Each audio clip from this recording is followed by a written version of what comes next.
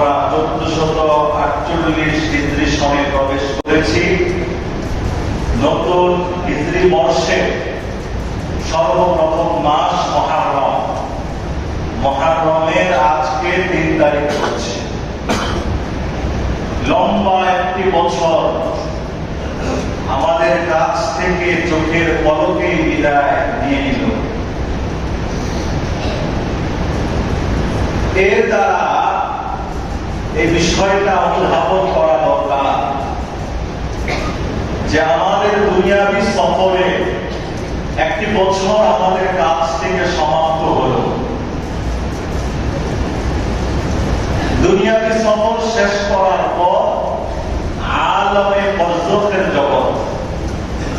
এর অর্থ হলো এক একটা মিনিট চলে যায়, দুনিয়ার সফর শেষ হয়।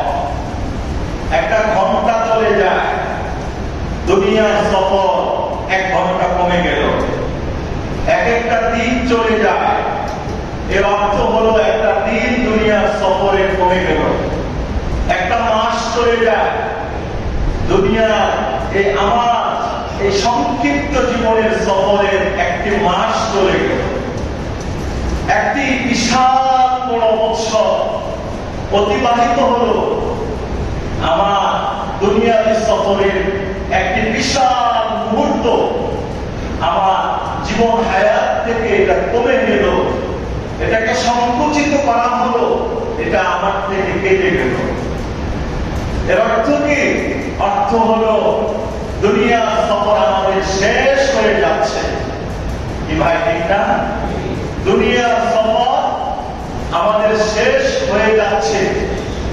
আজকের যে দিন চলে যায়, এই দিন কিন্তু আর কোনদিন ফিরে আসবে না।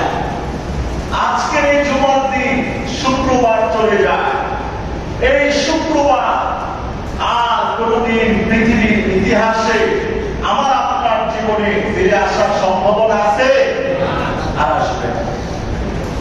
এটা তো একটা চিন্তার বিষয়, একটা ভাবার বিষয়।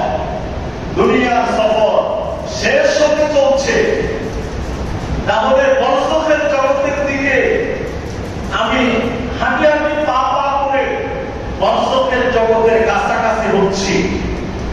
সফর শেষ হয়ে গেলে দুনিয়ার যেই কোনো জায়গায় আমরা বেড়াতে যাই, ঘুরতে যাই, কোন গুরুত্বপূর্ণ কাজে যাই, 1 দিন 5, 10, 15, 20, 50 দিন থাকার পরে যখন আমার কাজ শেষ হয়ে যায়, বাড়িতে আসবো, ঘরে আসবো, একটা প্রস্তুতি থাকে। এর কয়েকদিন আগ থেকে থাকে না ভাই? প্রস্তুতি কি? যে মোটামুটি আমাদের এখানে থাকার কাজ শেষ, কি কি আছে কাজ করে নেই, কোন গুরুত্বপূর্ণ কিছু কেনাকাটা লাগলে সেটাও ক্রয় করে নিয়ে মোটামুটি ভাবে বাড়িতে যাওয়ার একটা প্রিপারেশন, বাসায় যাওয়ার একটা প্রিপারেশন আমাদের থাকে। যার জীবনে 30, 40, 50 বছর চলে গেল, নিজেকে আবার প্রশ্ন করি যে আমি প্রিপারেশন নিব কবে? কবর তো আমাদের আসল বাড়ি, সন্দেহ আছে? কবর আমাদের আসল বাড়ি, কবর আমাদের আসল ঠিকানা। দুনিয়ার এই অল্প সময়ে যত ভালো কাজ করলাম, সব কিছুর পুরস্কারের সূচনা হবে কবর থেকে। দুনিয়ার এই জীবনে যত খারাপ কাজ করলাম, বেঈমান হয়ে পড়লাম, এটা শাস্তির সূচনা হবে কবর জগৎ থেকে। ওই দৃষ্টিকোণ থেকে কবরের জগৎ থেকে আখিরাতের জগৎ শুরু হয়ে যায়। দুনিয়ার সফর যেহেতু আমাদের শেষ হচ্ছে, কবরের সফরের দিকে আমরা এগিয়ে যাচ্ছি। ওই সফরে, ওই কবরে, ওই বরজখের জগতে কেমনে থাকবো, এটাও তো একটা চিন্তা ভাবনা ফিকির করার দরকার, মনকে প্রবোধ দেওয়ার দরকার। আমার তো সফর একেবারে শেষ লগ্নে আছে। 30 বছর চলে গেল, নবীজির ভাষ্য মতে তার হায়াত অর্ধেক শেষ। আমার উম্মতি মা বাইনা 60 ইলা 70 নবীজির ভাষায় আমার উম্মতের বয়স সীমা 60 থেকে 70 বছর। নবীজি হায়াত পেয়েছেন 63 বছর, আবু বকর হায়াত পেয়েছেন 63 বছর, হযরত ওমর রাদিয়াল্লাহু তাআলা হায়াত পেয়েছেন 62 বছর। আর এই সময়ের ভিতরে পৃথিবীর অধিকাংশ মানুষ, নারী পুরুষে পৃথিবী থেকে প্রস্থানের সময় চলে আসে, 30 চলে যায়।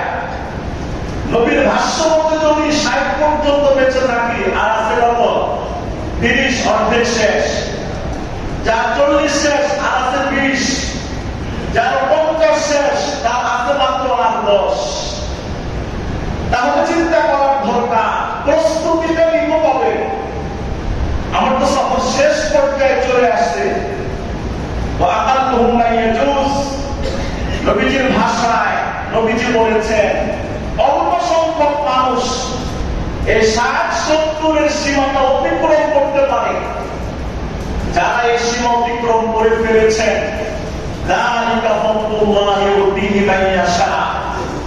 দুনিয়াদারি জীবনে বহুত করছে, এই সময়টা দরকার। নিজের অতীত জীবনের যত প্রাশ্চিত্য আছে, মৃত্যুর আগ পর্যন্ত আল্লাহর কাছে এটাকে শুধরিয়ে নেওয়া। আর কি ফিকির করবো বলে? দুনিয়ার জন্য, গাড়ির জন্য, বাড়ির জন্য, ছেলে মেয়ে, বিবি বাল বাচ্চার জন্য কাজ করতে করতে তো দাড়ি পাকিয়ে ফেললাম। এখন আর হাত চলে না, আগের মতো হাঁটতেও পারি না, বলতেও পারি না, খেতেও পারি না। এরপরেও যদি এই বয়সে জমি জমার লালসায়, সম্পদের লালসায়, দুনিয়ার ভোগ বিলাসের লালসায় মত্ত মাতাল হয়ে আখিরাতের যেই পুঞ্জিটা আমার অর্জন করার দরকার সেটা ভুলে গেলাম, তাহলে এর চাইতে আর দুষ্টতমার ওয়ালা আর কিছু হতে পারে না। ঠিক কথা বলে? এটা তো বোনাস, এটা আল্লাহ পাকের পক্ষ থেকে স্পেশাল দান। আল্লাহ আপনাকে শিশুকাল দিলেন, শৈশব দিলেন, কৈশোর দিলেন, যৌবন দিলেন, যৌবনের ইতি টানলেন, বাক্যকে আপনি প্রবেশ করলেন, নবীর ভাষায় নির্ধারিত সীমা অতিক্রম করলেন, 10 বছর বেশি হলো। এরপরও কি আপনি আল্লাহর জন্য নিজেকে সঁপে দেয়া মন মানসিকতা দিকে জাগ্রত যদি না হয়, এতগুলো সুবর্ণ সুযোগ দেওয়ার পরেও যদি কেউ এই সুযোগ গ্রহণ না করে, বদনসিব ছাড়া আর কিছু হতে পারে না। কথা বলে আল্লাহু আকবার। দেশ গেলাম, দেশের বাড়ি, ঢাকার পরিবেশে তো আমরা থাকি, এটাই নাই বললাম। দেশ গ্রামের মসজিদ গুলো হাহাকার করতে থাকে, আযান হয়, নামাজ হয়, ইকামত হয়, 3-4 জন 5 জন মানুষ। ফজরে আসেন 2-1 জন, 3 জন 4 জন, আর প্রত্যেক ওয়াক্তে আসে 8-10 জন। কোন কোন সময় তো মুসল্লি ছাড়াই ইমাম সাহেব আযান দেয়, ইকামতে নামাজ পড়ে, আসেন না? কথা বলে। অথচ মসজিদ শূন্য। আর বাজারের ভিতরে ঢুকলে হাঁটা যায় না মানুষের জন্য। কি জোয়ান বলে, জোয়ান তো জোয়ানের একটা স্পিরিট আছে, বালকতার বাল্যকার একটা স্পিরিট আছে, কৈশোর তো কৈশোরকার একটা স্পিরিট আছে। সেখানে এমন মানুষ হাজার হাজার দেখা যায় যাদের বড় 60-70 ক্রস করে চলে গেছে, এরপরও যে মরবে এই চিন্তা আসে না। চিন্তা আসলে তো অন্তত ওর তো সময় ওভার হয়ে গেছে, এদেরকে তো সিরিয়ালে মসজিদে দেখা যেত, তাই না? কিন্তু এই চিত্রটাও আমাদের ভাগ্যে জোটে না, খুব কম জোটে। কি ভাই, এ কথা কি সত্য না মিথ্যা বলে? এরপরেও যদি আমরা ফিকির মান না হই তবে হবো। জোয়ানদের তো আগে হওয়া দরকার। এই সময় যদি নিজেকে আল্লাহ পাকের জন্য সঁপে দিতে না পারি কবে দিব? যৌবনের স্পিরিট, দুনিয়ার সব কাজ করতে যদি মজা লাগে, এই যৌবন বয়সে আল্লাহর কাজ করতে সবচেয়ে বেশি মজা লাগার কথা, ঠিক না? যৌবন বয়সে ঘুরতে মজা, খাইতে মজা, আমোদ প্রমোদ করতে মজা, কত কিছু করি আমরা।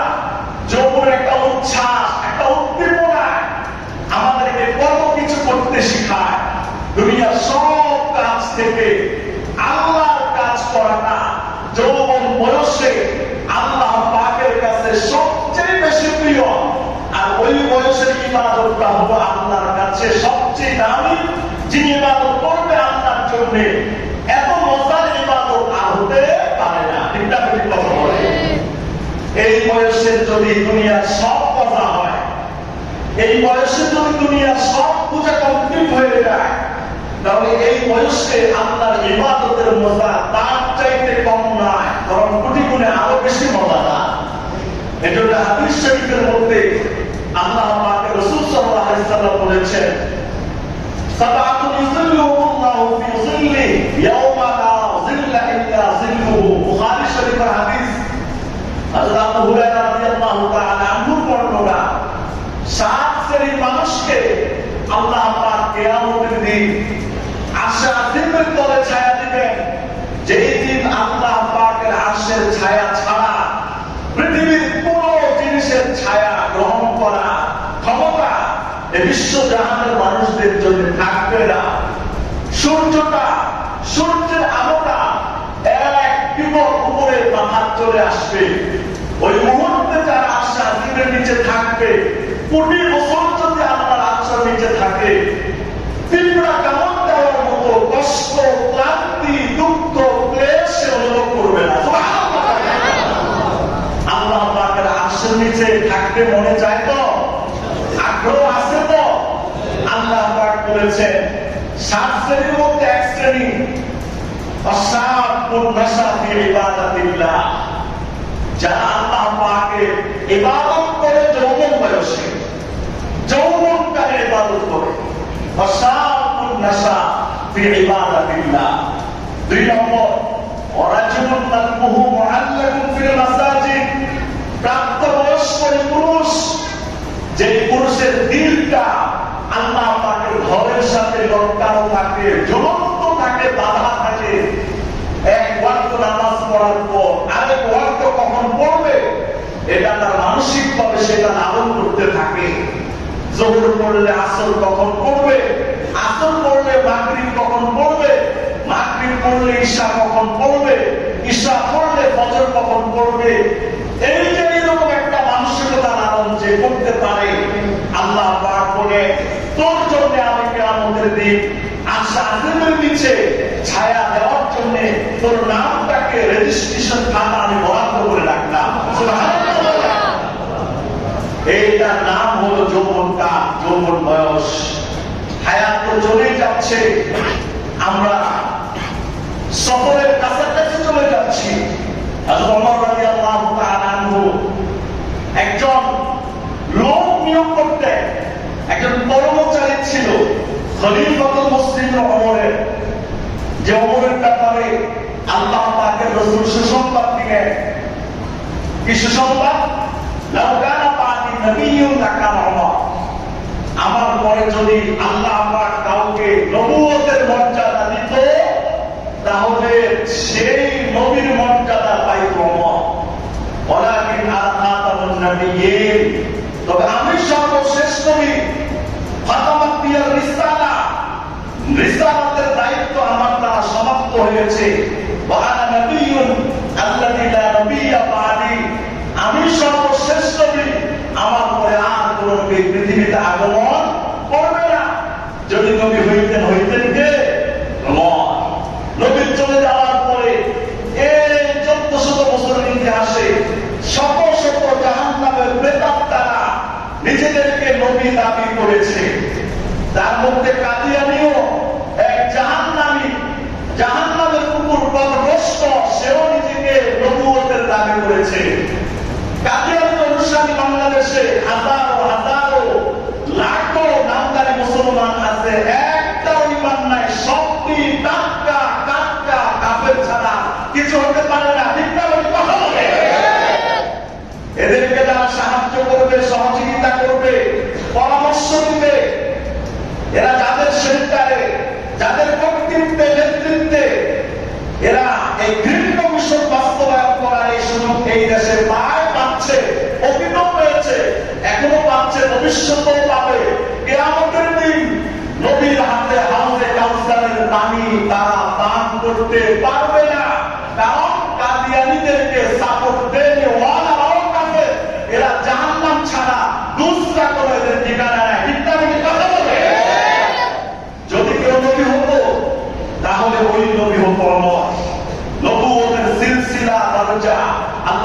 বন্ধ করে দিয়েছেন।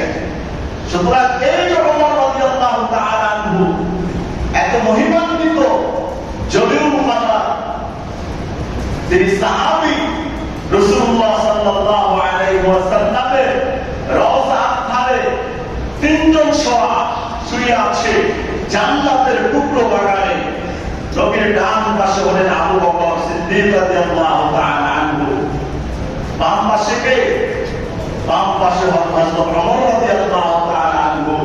কিয়ামতের দিন সর্বপ্রথম যখন ইসরাফিল সিংহায় ফুৎকার দিবে, সর্বপ্রথম এই পৃথিবীতে কবর জগৎ থেকে যিনি বীর দৌড়ে উঠবেন তিনি হলেন মহানবী, বিশ্বনবী, রাহমাতুল লিল আলামিন মুহাম্মদুর রাসূলুল্লাহ সাল্লাল্লাহু আলাইহি ওয়াসাল্লাম।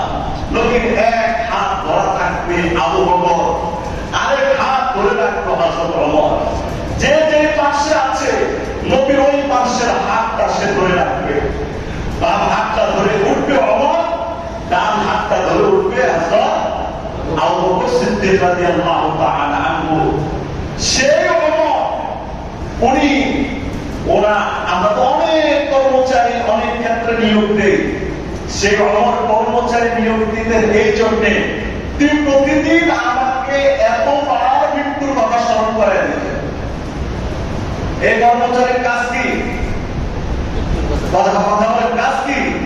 মৃত্যুর কথা স্মরণ করিয়ে দেওয়া, এর আর কোনো কাজ নেই।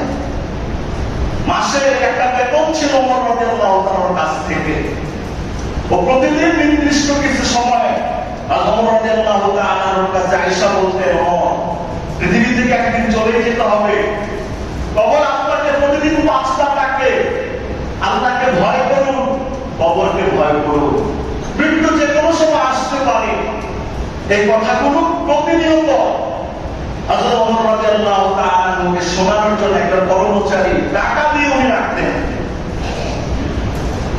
সে ওমর রাদিয়াল্লাহু তাআলা একদিন বললেন, আজকে থেকে তোমার আর কোনো দায়িত্ব নাই, তুমি মুক্ত, তোমার মতো কর্মচারী আমার কোনো দরকার নেই। কর্মচারী জিজ্ঞেস করলেন, কেন দরকার নেই? এখনো তো আজরাইল আপনি দেখেন নাই, আজরাইলের সাথে মোলাকাত হয় নাই, সাক্ষাৎ হয় নাই, এখন আমার চাকরি বাদ কেন? এটা জবাব দিতে হবে আপনাকে।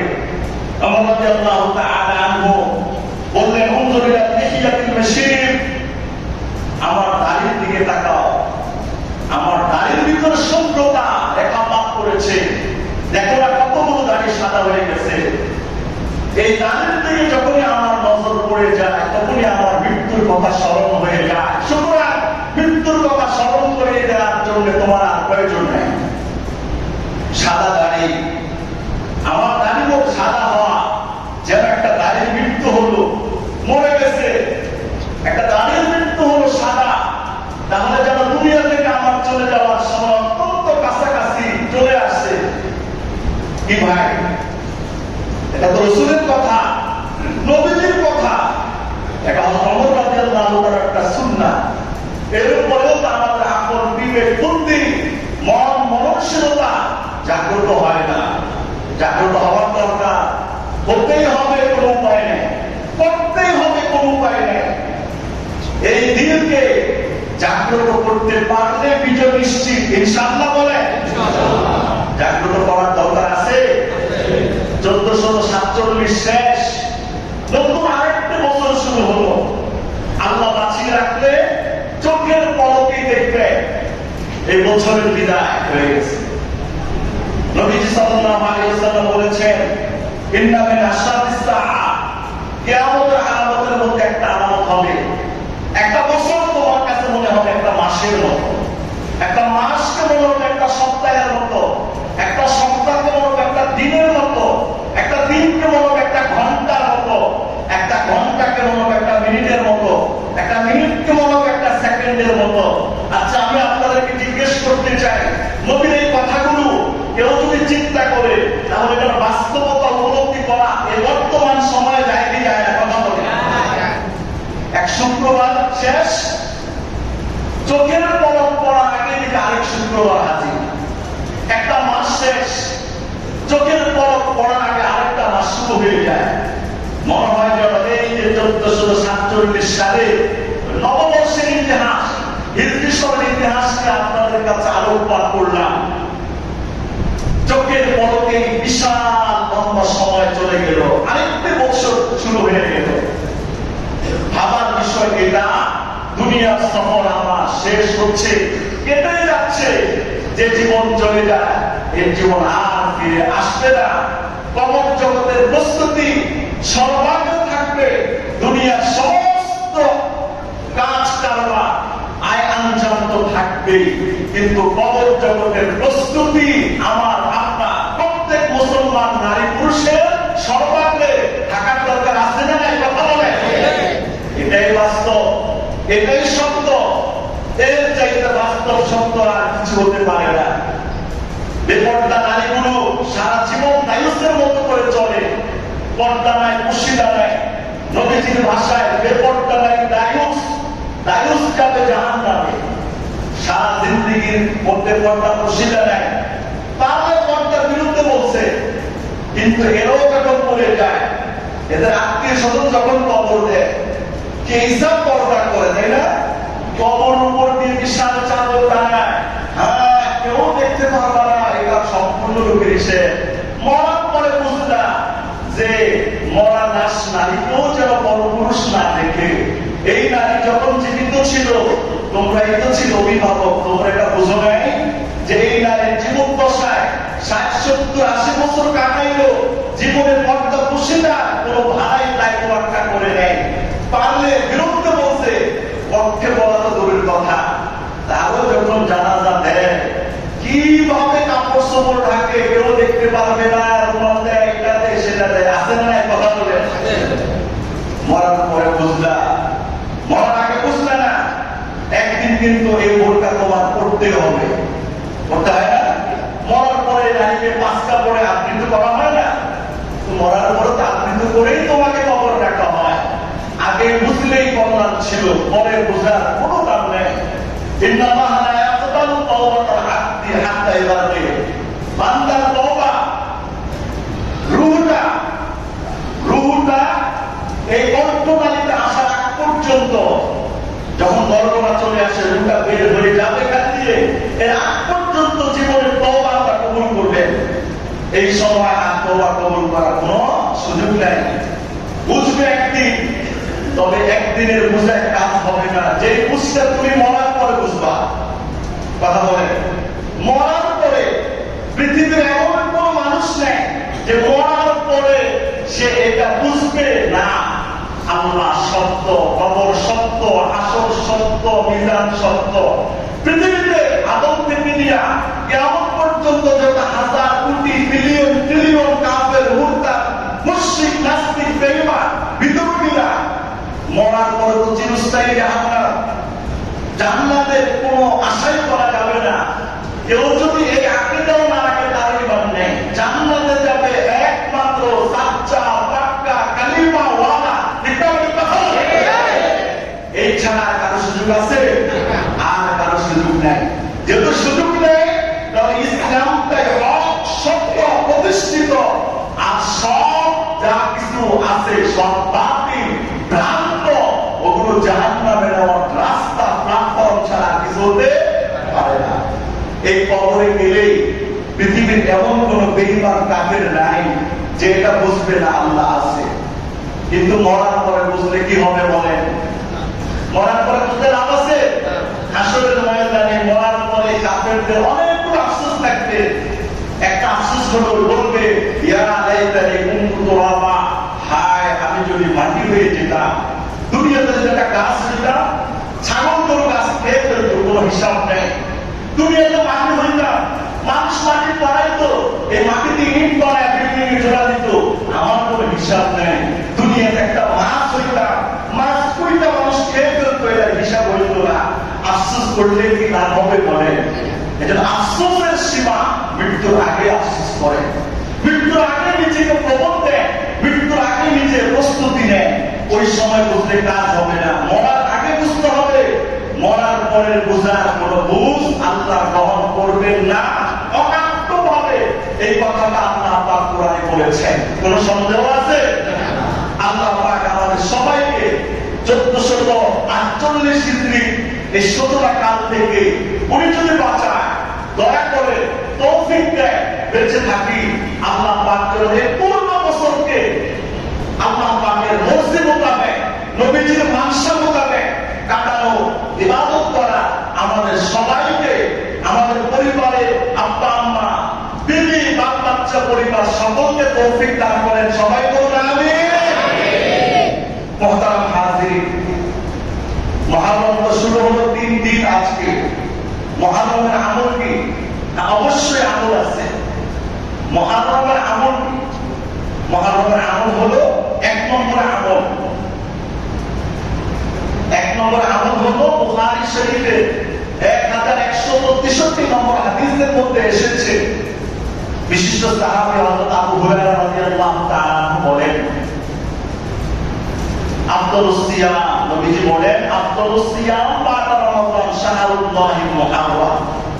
হে আমার উম্মতেরা, রমজান মাসের পরে মাসব্যাপী রোজা রাখা সৌন্দর্য, শ্রেষ্ঠত্ব এমন একটা মাস আছে, ওই মাসটার নাম হলো মুহররম মাস। সুবহানাল্লাহ বলেন। রমজান মাসের পরে রোজা রাখার জন্য শ্রেষ্ঠ মাস নবীজি বলেছেন মুহররম মাস। আফদালুস সিয়ামি বা'দা রমাদান শাহরুল্লাহিল মুহাররম। এই একটা আমল। তাহলে এই মাসটা আমাদের যাদের সুযোগ আছে, তৌফিক আছে, শারীরিক সক্ষমতা আছে, আমরা একটা সংকল্প করতে পারি যে ইনশাআল্লাহ এই মাস পুরোটাই আমরা রোজা রাখবো ইনশাআল্লাহ। কেন ফরজ? ফরজ না, ওয়াজিব বলে ওয়াজিব না। কি তাহলে? বলে এটা উম্মতের জন্য কষ্টকর হয়ে যাবে বিধায় আল্লাহ পাক এটাকে ওয়াজিব করেন নাই। নবীজি এটাকে সুন্নতে মুআক্কাদাও করেন নাই। তবে এটা হলো মুস্তাহাব, করলে অনেক সওয়াব পাবো, না করলে কোনো গুনাহ হবে না। কিন্তু দিলকে এটা জিজ্ঞেস করেন, আমার নবীর জবানে কথাটা উচ্চারিত হয়েছে, হে উম্মত, রমজান মাসের রোজা রাখার পরে শ্রেষ্ঠ রোজার মাস হলো মুহররম মাস। আমি নবীও রোজা রাখতাম, আমার সাহাবীরাও রোজা রাখতো। আমার উম্মতরাও যদি আমি নবীর ইশকে মহব্বতের দিওয়ানা হয়, শারীরিক সক্ষমতা থাকলেও তারাও ইনশাআল্লাহ রোজা রাখবে। আমরাও ইনশাআল্লাহ এই পুরো মাস ব্যাপী রোজা রাখার চেষ্টা করবো ইনশাআল্লাহ। পুরো মাস যদি না পারি, 10 দিন রাখি, 5 দিন রাখি, যতদিন পারেন ততদিন রাখেন, যতদিন পারেন ততদিন রাখেন। 2টা করলে 2টা রাখেন, 8টা করলে 8টা রাখেন, 10টা করলে 10টা রাখেন। এখানে অনেক নওজোয়ান মুসলমান আছে, এই সমস্ত রোজাগুলোকে বিলকুল ছাড়ে না, ছাড়তেও চায় না। চিন্তা করে এই মুহররম তো আমার জীবনে আর দ্বিতীয়বার ফিরে আসবে না। আপনারা জিলহজ মাসে 9টা রোজা অনেকেই রেখেছেন, আলহামদুলিল্লাহ। শাওয়ালে 6টা রোজা অনেকেই রেখেছেন, আলহামদুলিল্লাহ। এটা সবরের জন্য, এটা আগ্রহ উদ্দীপনার জন্য আমি আল্লাহ পাকের তৌফিকে শাওয়ালের 6টা, জিলহজ মাসের 9টা, এই ছাড়াও রমজানের পরবর্তী সময় সব মিলে প্রায় 40টি রোজা রাখা তৌফিক আল্লাহ আমাকে নসিব করেছেন। আল্লাহ তৌফিক দিলে এই মুহররম মাসটাকেও রোজা দিয়ে অতিবাহিত করার চেষ্টা করব। আল্লাহ আমাদের সবাইকে তৌফিক দান করেন, আমিন বলেন। এই একটা আমল। এই আমল ছাড়া আর কি আমল আছে বলেন? মুহররমে এই আমল ছাড়া আর কি আমল আছে? রাসূলুল্লাহ সাল্লাল্লাহু আলাইহি ওয়াসাল্লামের হাদিসের ভাষায় বুখারী শরীফের 4504 নম্বর হাদিসের মধ্যে এসেছে, কানা ইয়াউম আশুরা ইয়াওমান ইয়াসুমুহু কুরাইশ, যে আশুরা দিনটা এমন একটা দিন ছিল যে দিন জাহেলি জামানায় কুরাইশরা রোজা রাখতো। ইয়াসুমুহু কুরাইশ وكان النبي صلى الله عليه وسلم يصوم في الجاهلية। নবীও আশুরার রোজা রাখতেন। এই যে মুহররমের ভিতরে একটা দিন আছে ইম্পর্টেন্ট দিন, ওই দিন হলো মুহররমের 10 তারিখ আশুরার দিনটা। একটা তো হলো পূর্ণমাস রোজা রাখা, হাদিস দ্বারা প্রমাণিত, আরেকটা হলো স্পেশাল ভাবে মুহররম ভিন্নভাবে নবীজি বলেছেন। আরেকটু গুরুত্বপূর্ণ, জাহেলি জমানার মানুষরা, কুরাইশরা আশুরার দিনে রোজা রাখত। নবী করিম সাল্লাল্লাহু আলাইহি ওয়াসাল্লাম আশুরার দিনে রোজা রাখতেন। জাহেলি জমানায়, ইসলাম পূর্ব সময়ে, যখন নবীকে এখনো নবুয়ত দেওয়া হয়নি, ফালাম্মা কাদিমাল মদিনা, নবীজি মদিনায় আসলেন হিজরত করে। আমারা বিসিয়ামিহি ওয়া সামা, তিনি সে আশুরার রোজা রাখতেন এবং রোজা রাখার জন্য ওরা সংশ্লিষ্ট সাহাবীদেরকে আদেশ করতেন। ফালাম্মা ফুরিদা রমাদান কানা হাদাল ফরিদা, যখন রমজান মাসের রোজা অবতীর্ণ হলো, রমজান মাসের রোজাটাই ফরজ করে দেওয়া হলো। ওয়াতুলিকা আশুরা, আশুরা দিনের যে রোজা রাখাটা নবীর জন্য আবশ্যকীয় ছিল, এটার বিধান আল্লাহ পাক রহিত করে দিলেন। ফাসামাহু মান শাআ ওয়া তারাকাহু মান শাআ, নবীজি বললেন এরপর আশুরা রোজা এটা ইখতিয়ার হয়ে গেছে। যার মন চায় সে রাখতে, যার মন চায় সে এই রোজাটা কি করবে, ছাড়বে। বুখারী শরীফের 4680 নম্বর হাদিসের মধ্যে এসেছে, বিশিষ্ট সাহাবী হযরত আব্দুল্লাহ ইবনে আব্বাস রাদিয়াল্লাহু তাআলা আনহু বর্ণনা, রাসূলুল্লাহ সাল্লাল্লাহু আলাইহি ওয়াসাল্লাম বলেন, কাদিমান নবী সাল্লাল্লাহু আলাইহি ওয়াসাল্লাম ইলাল মদিনা, নবী করিম মদিনায় আসলেন। ফাআল ইয়াহুদা ইয়াসুমুনাহু ইয়াওমা আশুরা, এসে দেখলেন এই দিনে ইহুদিরা রোজা রাখে। ফাকাল লাহুম রাসূলুল্লাহ মা হাদাল ইয়াউমুল লাযী তাসুমুনা, আজকের এই দিন কোন দিন যেই দিন তোমরা রোজা রাখো? ক্বালু লাহুম হাদা ইয়াউমুস সালিহ, হে মুহাম্মদ আজকের দিনটা একটা মূল্যবান পরিমাণিত দিন। নাজ্জাল্লাহু ফীহি মূসা, আল্লাহ পাক এই দিনে মূসা নবীকে মুক্তি দিয়েছেন। বনি ইসরাঈলের ফিরআউনের নির্যাতন এবং জুলুম থেকে মুক্তি দিয়েছেন। ফাসামাহু মূসা শুকরা, এই মুক্তির কারণে মূসা আলাইহিস সালাম আশুরার দিন 10 মুহররম আল্লাহ পাকের কৃতজ্ঞতা আদায় করে তিনি কি রাখতেন, রোজা রাখতেন। এই কথা শোনার পর নবী করিম বলেছেন, আনা আহাক্কু বিমূসা মিনকুম, তোমরা মূসার আদর্শে নেই। মূসা নবী, আমি নবী, সুতরাং এই অধিকার যদি কারো থাকে, এই অধিকার আছে আমার। আমার বিসিয়ামি, নবী করিম তার সাহাবীদেরকে বলেন, সাহাবীরা আল্লাহ পাক এই মর্মে আমার কাছে ওহী পাঠিয়েছেন যে নবী মূসা এই দিনে রোজা রাখতেন, সুতরাং আসো আমরাও এই দিনে কি রাখি, রোজা রাখি। নবীজিও রাখতেন, সাহাবাদেরকেও রাখার জন্য কি করেছেন, আদেশ করেছেন। তাহলে বোঝা গেল 10 মুহররমের একটা আমল হলো ওই দিনে কি রাখা, কথা বলেন, ওই দিনে কি রাখা, রোজা রাখা। কিন্তু সমস্যা হলো এই জায়গায়, এই দিন যে ইহুদিরা রোজা রাখে, এজন্য মুসনাদ আহমদের 2154 নম্বর হাদিসে এসেছে, আব্দুল্লাহ ইবনে আব্বাস রাদিয়াল্লাহু তাআলা আনহুর বর্ণনা, রাসূলুল্লাহ সাল্লাল্লাহু আলাইহি ওয়াসাল্লাম বলেছেন, সুমু ইয়াওমা আশুরা, হে আমার সাহাবীরা আশুরার দিন রোজা রাখো। ওয়া খালিফু ফিহি ইয়াহুদ, এই রোজা রাখতে গিয়েও তোমরা ইহুদিদের বিরোধিতা করবা। কেন বিরোধিতা? ইহুদিরাও আশুরার দিন রোজা রাখে, মুসলমানরাও আশুরার দিন রোজা রাখে। তাহলে মুসলমানদের রোজা আর ইহুদিদের রোজা দুইটা মিলে গেল না? ইহুদিরা এটা বলতে পারে আমাদের দেখা দিতে মুহাম্মদ তার অনুসারীরা রোজা রাখে, তাহলে আমাদের সংস্কৃতি ওরা আহরণ করে। এজন্য রাসূলুল্লাহ সাল্লাল্লাহু আলাইহি ওয়াসাল্লাম ইবাদতের ক্ষেত্রেও বলেছেন যে ইবাদতের ক্ষেত্রেও তোমরা ইহুদিদের বিরোধিতা করবা।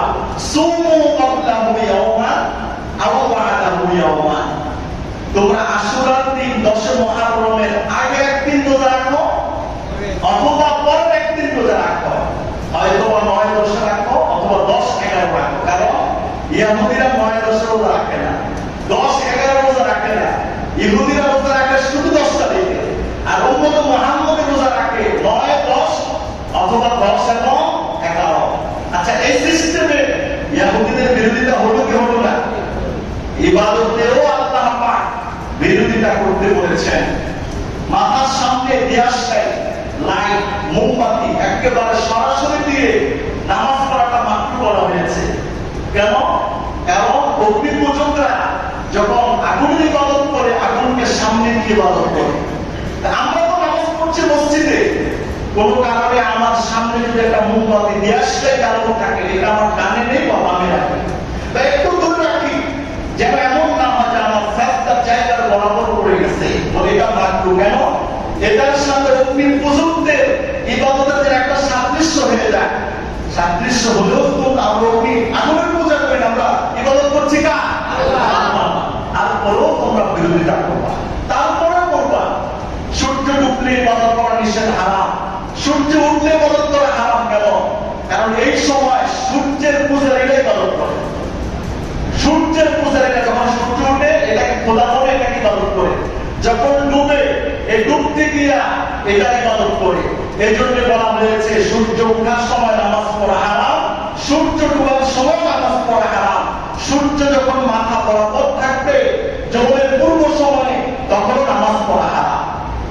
তাহলে ইবাদতের ক্ষেত্রেও যদি ইহুদিদের বিরোধিতার কথা না পান, নবী আমাদেরকে বলে ইবাদত যেটা না, ওই ক্ষেত্রে আমরা ইহুদি খ্রিস্টানের সাদৃশ্যতা রাখবো কেমনে? কেমনে রাখি বলে কোন মুসলমানের এটা নজরানা হইতে পারে না, কোন মুসলমান এটা করতে পারে না।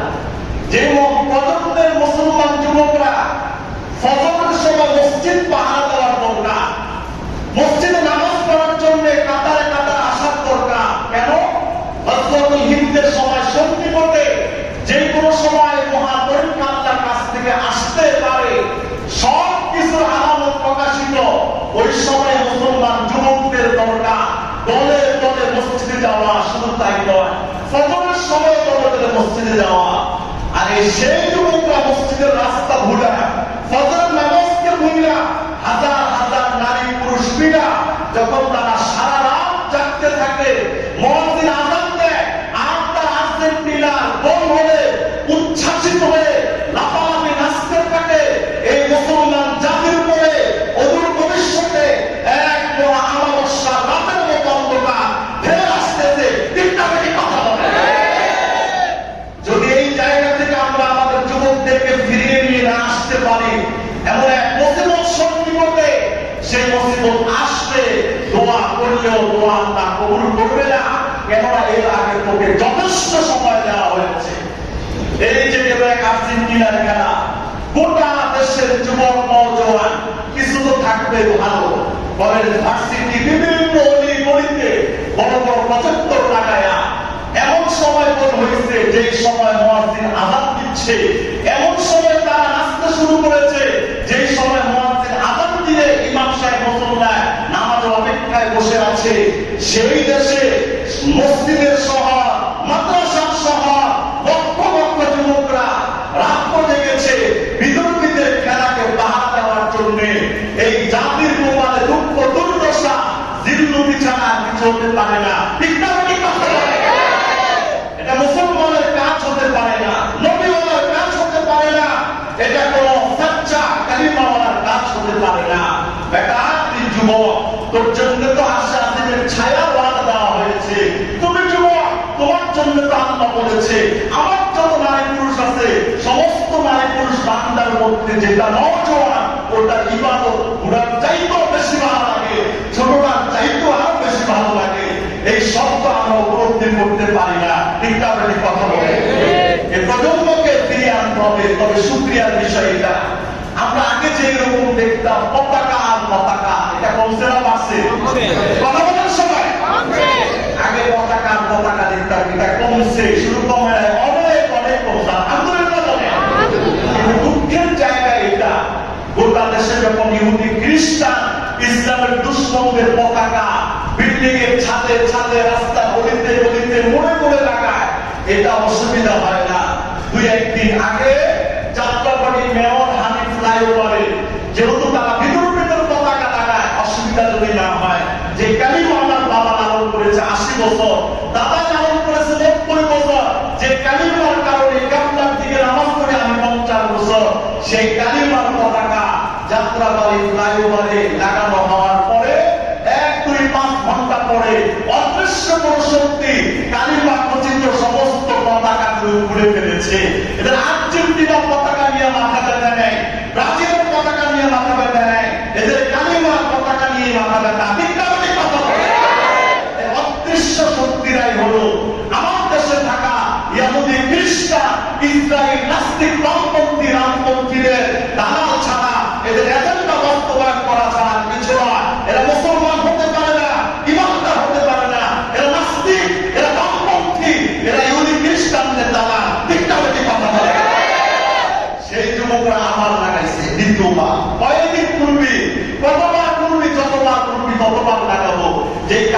দিকে থাকলে অসুবিধা নেই, সেই কালিমার পতায় আমার হাতে থাকলে অসুবিধা কোন জায়গা? সেই কালিমার পতা আমার পাশে থাকলে অসুবিধা কোন জায়গা? সেই কালিমার পতাকা রাস্তায় থাকলে অসুবিধাটা কোন জায়গা? ঠিক না? যদি কথা বলে এই প্রশ্ন যদি করা হয়, এর কোনো উত্তর নেই।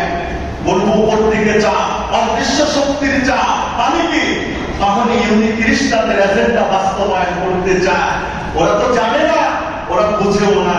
আমার নবীর পতাকা ছিল, আমার নবীর পতাকা ছিল, যে পতাকার ভিতরে লা ইলাহা ইল্লাল্লাহ মুহাম্মাদুর রাসূলুল্লাহ ছিল। যুদ্ধের ময়দানে কালিমার পতাকা উঁচায় ধরে রাখার জন্য এক সাহাবীকে উহুদের যুদ্ধে দায়িত্ব দিলেন। তোমার দায়িত্ব হলো পতাকা ইসলামের দুশমনদের সামনে যেন মাটিতে পড়ে না যায়, এটাকে উঁচা করে রাখবা। সাহাবী এটাকে উঁচা করে রাখলেন। শত্রুর পক্ষের আঘাতে সাহাবীর ডান হাত কেটে দিলেন। সাহাবী লা ইলাহা ইল্লাল্লাহ খচিত পতাকা বাম হাতে নিলেন। শত্রুপক্ষ উহুদের যুদ্ধে বাম হাতটাও কেটে দিলেন। সাহাবী ওই পতাকা মাটিতে পড়তে দেয় নাই, ওই পতাকা সাহাবী বাম দিয়া উঁচা করে উঠলেন। সেই সাহাবীকে এই মুখের মধ্যে পতাকা ধরে রাখা অবস্থায় তাকে নির্মমভাবে শহীদ করে দেওয়া হলো। আমরা তো হলাম তাদের উত্তরসূরি। কোন ইহুদি খ্রিস্টান মানবদের উত্তরসূরি মুসলমান হতে পারে না। এই কালিমায় আমার জান, কালিমা আমার প্রাণ, কালিমা আমার জান্নাত, কালিমায় আমার কবর, কালিমায় আমার আত্মা, কালিমায় হলো আমার নবীর এজেন্ডা। ঠিকঠাক কথা বলে আল্লাহ পাক আমাদের সবাইকে এই মুহররম মাসকে মূল্যায়ন করা, আশুরা রোজা রাখা, আশুরা উপলক্ষে এই কয়েকটা কথা যে বললাম আমলের, এই কথা ছাড়া আশুরা উপলক্ষে পৃথিবীতে যা হচ্ছে সবগুলো কোরআন হাদিসের অপব্যাখ্যা, ভুল ব্যাখ্যা, কোরআনের বিকৃতি। আশুরার দিন আসলে বিশাল লম্বা লম্বা মিছিল হয়, নারী পুরুষ ঢোল বাজায়, তবলা বাজায়, হায় হাসান হায় হুসাইন বলে। এগুলোর সাথে মুহররমের কোনো সম্পর্ক নেই, এগুলোর সাথে আশুরার কোনো সম্পর্ক নেই। কারণ মুহররমের সৃষ্টি হয়েছে নবীর জমানায়, আশুরার সৃষ্টিও হয়েছে নবীর জমানায়। আর হুসাইন রাদিয়াল্লাহু তাআলার ইন্তেকাল হয়েছে 61 হিজরিতে, নবীর ইন্তেকাল হয়েছে 11 হিজরিতে। মানে কি পৃথিবী থেকে নবী চলে যাওয়া 50 বছর পরে হুসাইন এই দিনে কারবালার ময়দানে নির্মমভাবে শহীদ হলেন। কেন হলেন? হককে জিন্দা করার জন্য, হককে বুলন্দ করার জন্য। বাতিলের সাথে আপোষ করা যাবে না, ইসলামের ঝান্ডাকে সমুন্নত রাখার জন্য হুসাইন এই জান যৌবন কুরবান করে দিলেন আল্লাহর দরবারে। এই যুবক নওজোয়ান তোমরা যারা আছো, আল্লাহ যদি দয়া করে আমাকে তোমাকে জান্নাত দিয়ে দেয়, ওয়াল হাসান ওয়াল হুসাইন সাইয়্যিদা শাবাবি আহলিল জান্নাহ, এই হাসান হুসাইন হবে আমার তোমার সর্দার। সুবহানাল্লাহ বলে তোমার সর্দার হবে হাসান, তোমার সর্দার হবে হুসাইন। এই যুবক তোমার স্পিরিট থাকবে আমি হাসান হুসাইনের সাথে যেন জান্নাতে থাকি। হাসান হুসাইন বাতিলের সামনে মাথা নত করে নেয়, কোন বিতর্কী শক্তির সাথে আপোষ করে নেয়। হুসাইনের আদর্শের উত্তরসূরি মুসলমানরাও হক প্রতিষ্ঠার জন্য বাতিলের সাথে বিন্দু পরিমাণ আপোষ করতে পারে না। এটা যদি কথা বলে আল্লাহ আমাদেরকে এই কথাগুলো বোঝা, আমল করা তৌফিক দান করুক। সবাই বলুন আমিন।